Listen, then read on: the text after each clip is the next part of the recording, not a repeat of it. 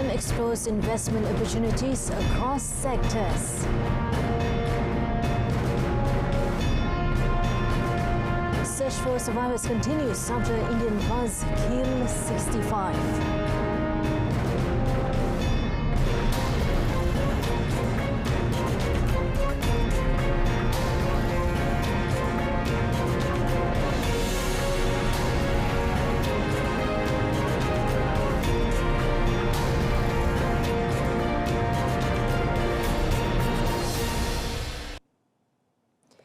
Greetings and Salam Malaysia Madani. Thank you for joining us. You're watching Updates at Noon with me, Nur Zamri.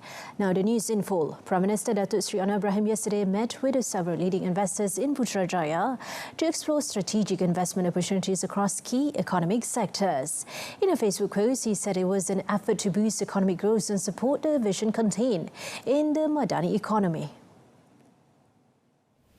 Datuk Seri Anwar, who is also the Finance Minister, said the meeting was attended by a number of internationally influential investors known for their contributions to economic development and the success of companies.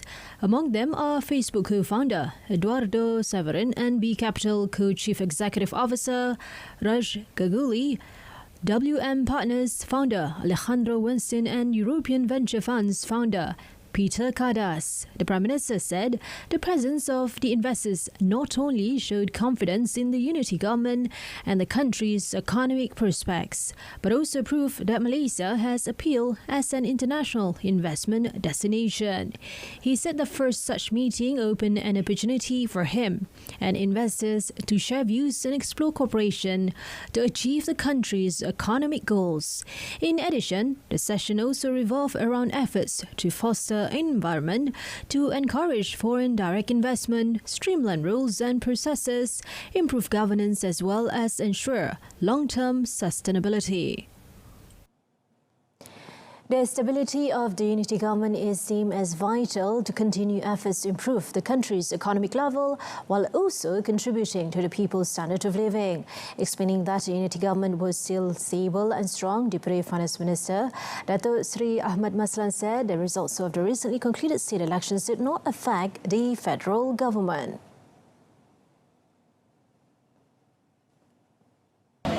Kerajaan pusat tidak berubah, masih lagi teguh dengan 148 kerusi, kemenangan 2/3. Sebagaimana yang dah disebut sebelum ini lagi, pilihan raya negeri tidak akan mengubah apa yang berlaku di kerajaan pusat, dan kestabilan kerajaan pusat itu amat penting untuk kita meneruskan perjalanan kehidupan rakyat, perjalanan kerajaan dan peningkatan tahap ekonomi negara. He was commenting on the recently concluded state elections. In the elections involving 6 states last Saturday, Pakatan Harapan and Barisan Nasional retained 3 states, namely Selangor, Negeri Sembilan and Pulau Pinang, while Perikatan Nasional retained Kedah, Kelantan and Terengganu. Pulau Pinang Police have received 20 police reports regarding the misuse of identity cards on polling day last Saturday. State Police Chief Dato' Kau Kok Chin said police opened 20 investigation papers regarding the incidents under Section 7 of the Election Offences Act 1954.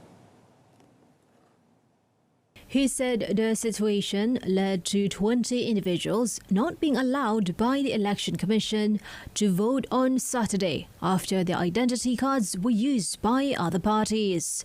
Datuk Kau also said that throughout the state election campaign, beginning 29th of July, Pulau Pinang Police received 87 reports involving various offences. From this, police are investigating 42 cases and opened 2 inquiry papers, all of which are still under further investigation, adding that there have been no arrests so far. Several vehicles were damaged after part of the roof structure of a 5-storey building in Jalan Kuchai Lama, Kuala Lumpur collapsed last night. A spokesman for the Kuala Lumpur Fire and Rescue Department, when contacted, said that the incident, which occurred at about 10:30 p.m, however, did not involve any casualties. Meanwhile, Brickfields District Police Chief, Assistant Commissioner Police Ami Hizam Abdul Shukur said checks had been carried out by the Fire and Rescue Department on every floor of the building and confirmed that no victims were involved. Currently, the premises is closed as a safety measure and the Fire and Rescue Department is investigating the cause of the collapse. Recordings of the incident went viral on Facebook. The Department of Islamic Development Malaysia, JAKIM, will not take it lightly against any attempt to promote books that encourage minors to be influenced by lesbian, gay, bisexual and transgender LGBT culture, in particular among Muslims in the country. JAKIM Director General Datuk Hakim Muhammad Yusof said the department had received a complaint with regard to a viral video published by Cordova Media, which revealed attempts to promote books containing content supporting the LGBT culture. She said it was found that the video was recorded abroad and none of the books mentioned was sold in local bookstores. However, she said, JAKIM always cooperated with the Home Ministry to monitor any publication of printed material that promoted the LGBT culture. Malaysian law stipulates that the content of such books violates Section 7, Subsection 1 of the Printing Presses and Publications Act 1984, Subsection Act 301, as it may deem harmful to public order, morality and public interests. The Sulawesi Sea Treaty signed by Malaysia and Indonesia does not involve the Ambalat Bloc, but only involve torrential sea borders between both countries in the Sulawesi Sea. Hence, Deputy Foreign Minister Datuk Muhammad Alamin said the statement made by Sabah State Assemblyman Asaf Al-Alyan that the federal government has handed over the Ambalat Bloc to Indonesia is slender and misleading statement. Yang ditandatangani oleh kedua-dua buah negara antara Malaysia dengan Republik Indonesia hanyalah separa yang melibatkan territorial sea, laut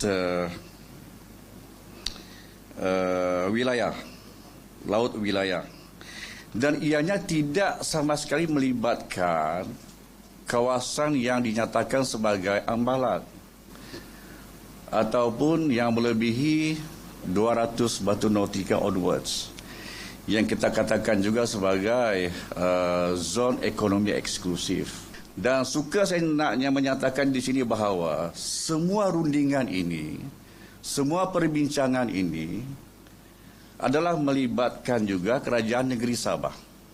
In a media conference following the Assemblyman's statement, Datuk Muhammad stressed that the federal government was concerned and cautious about treaties involving maritime border issues. He added every decision made was based on maritime law conventions or the United Nations Convention on the Law of the Sea 1982.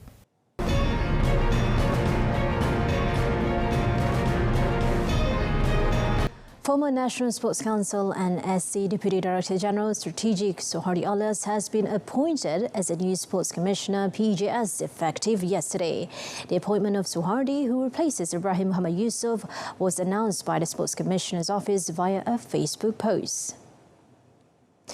Youth and Sports Minister Hannah Yeoh also congratulated him on the appointment. Meanwhile, the NSC posted on Facebook its appreciation for the services Suhardi had contributed for over 30 years. Suhardi is said to have held various posts, including National Sports Association Rating Committee member with the Olympic Council of Malaysia in 2009, chairman and pioneer of the National Sports Management course, and the person who drafted the National Sports Science course, of which he is also an instructor.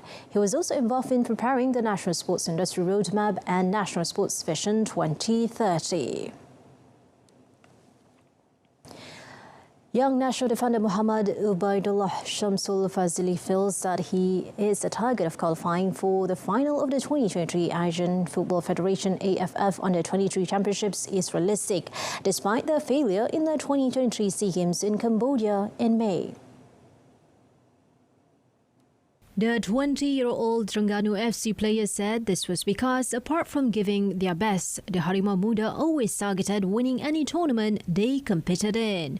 Muhammad Ubaidullah feels that the Harimau Muda have a good chance to top Group B, which also comprises Indonesia and Timor-Leste, and reach the semi-finals despite their failure to get past the group stage in the 2023 SEA Games. Peluang bagi saya semua tim equal, tak ada lebih, tak ada sikit, sebab kita main bola ni, bola tu bulat, macam-macam boleh jadi, dan tak semestinya Indon champion tu Indon boleh ke final pula kali ni.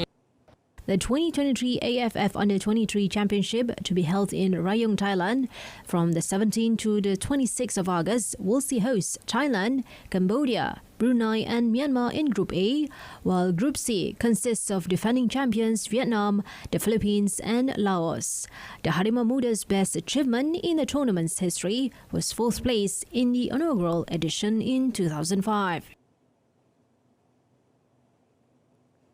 Meanwhile, midfielder Muhammad Aiman Afif Mad Afizul, who skipped the side in the 2022 edition, hoped that all the players will give their total commitment to achieving their target of reaching the final, and issued a warning that Malaysia face a tricky path in the group stage.